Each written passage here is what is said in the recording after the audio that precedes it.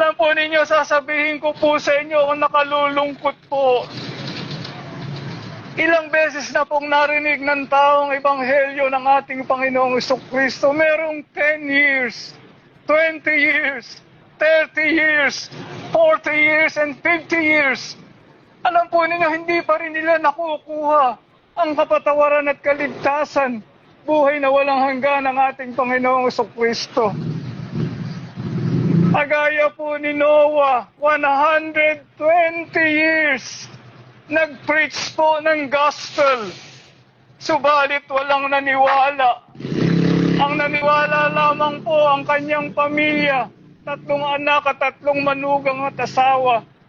At dumating po ang baha sa buong mundo, nalunod pong lahat ng mga tao. During that time, pinagtatawanan po nila si Noah kasi hindi pa po nararanasan during that